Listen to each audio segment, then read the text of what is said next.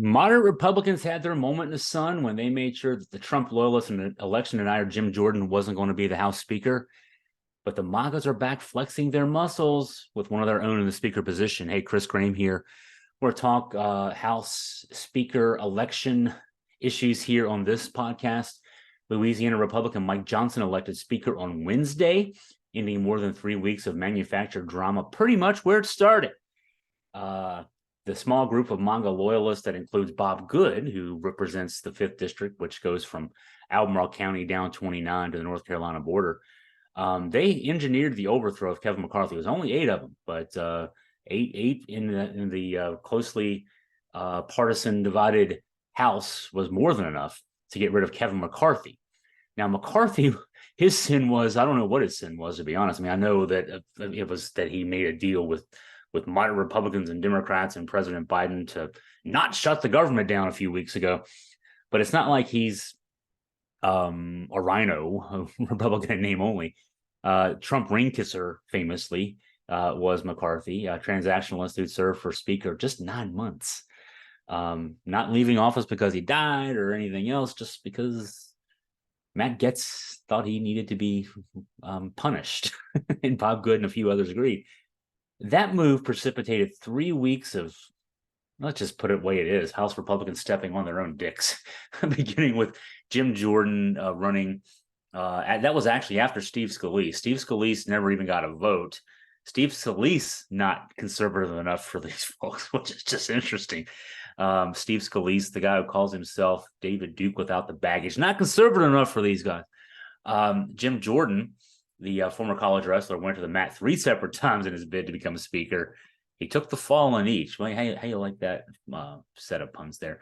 So Scalise failed. Jordan failed 3 times publicly. He really wanted that job, poor guy. And then there was a brief candidacy for a guy named Tom Emmer. Tom Emmer's sin is that he's actually a moderate Republican. Boy, the guy, Tom Emmer supports LGBTQ rights. He definitely doesn't want to shut the government down. He actually voted to certify the 2020 election.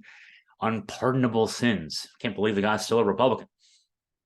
He never got an up and down vote on the floor either. His flame burned out on Tuesday. He got he got nominated by the House Republican caucus during the day on Tuesday. Never even got a vote.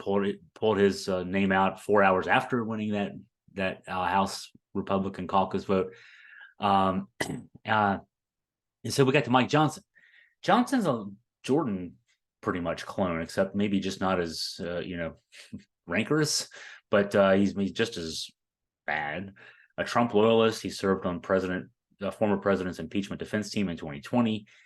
He joined the group of 147 Republicans in both the House and Senate that voted against certifying the 2020 election. That group includes both Bob Good on the 5th District side, and then, so I mentioned that's 29 basically down from the northern Albemarle County line right before you get into Green, all the way down to Carolina.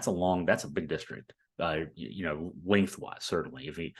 When I drive to North Carolina to go to cover ACC sports down in the down on Tobacco Road, that's the way I take 29. That's a long way. It's a long haul.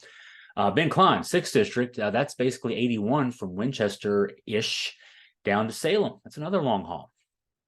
Ben Klein also voted with that group of 147 that voted to decertify the election in 2020.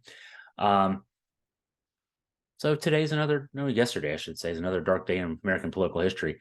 I got a couple of quotes. One was sent to me by actually Bob Good's folks. I think this is great. Ben Klein dropped us, Bob Goodlatte, his predecessor, dropped us from their press list years ago because how dare sometimes we criticize these folks because we criticize anybody. I'll criticize a Democrat. I'll criticize Tony Bennett if it has to be done, right, on the sports side. But Ben Klein won't send us anything as far as that goes. But Bob Good's people, they reached out and they wanted to make sure we were writing about him. And they know we're probably not going to write nice things. But the statement from Bob Good, the election of Mike Johnson as Speaker represents a new day for America, he said. The People's House has been restored with a true conservative leader. I'm going to emphasize, right? He is a humble servant, will bring a new level of trust and integrity to the Speaker's chair. May God bless Speaker Mike Johnson, and may God continue to bless America. My comment on that is America's going to need blessings from this God person.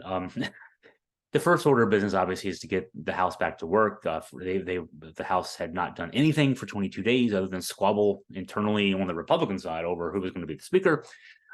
We have a November 17th deadline to keep the government open. Of course, we have whatever is needing to be done in terms of providing additional emergency funding to both the folks in Ukraine fighting Russia, and now with the Israel-Hamas situation in Gaza. And Congress has been doing nothing because both houses need to be able to pass legislation, and the House was leaderless, and being leaderless could not do anything. So that's the first order of business, is just getting back to work. Hopefully they can do that. So there we are. Hey, if you and of course from a news and politics particularly perspective here on Augusta Free Press, we've got elections coming up in under 2 weeks. 2 weeks from this past Tuesday, Virginia will be electing a new House of Delegates and State Senate. And when I say new, there's a lot of new there. There's a lot of, with the redistricting after the 2020 census, lots and lots of new districts. There are people like the longtime state senator Emmett Hanger, who were effectively gerrymandered out of their seats. And so there's going to, and district lines have changed dramatically. That state Senate district, for example, we used to always be in a state Senate district that was pretty much, it made sense for us. Augusta County was included with parts of Albemarle, Greene, Rockingham. Now, my state Senate district goes all the way down to Roanoke. The person running for the seat is, I think he lives in that Roanoke area. Maybe Botetourt or something like that. So I go to Roanoke 0 times per year. I feel no kinship, contiguity, or anything else with folks down there. Now that's going to be someone who represents us. So I say all that to say, new General Assembly coming, not only from that perspective then in terms of the new people who will be representing you, but also these elections coming up in a couple of weeks, the outcome of them will determine a lot as to the future of Glen Yuhan, the governor of Virginia, elected 2 years ago. He has made it very clear he wants to run for president, but for him to run for president, he needs to win both the House and Senate. The House is a 51-46 Republican majority with 3 open seats, or unfilled seats, I guess we could say. The Senate 22-18 Democratic majority. Lots of money being spent by both sides.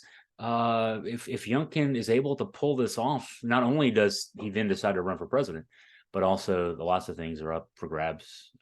Abortion restrictions are likely, just how stringent they are. Virginia is the last state in the South to hold off on restrictions in the wake of the Dawes ruling.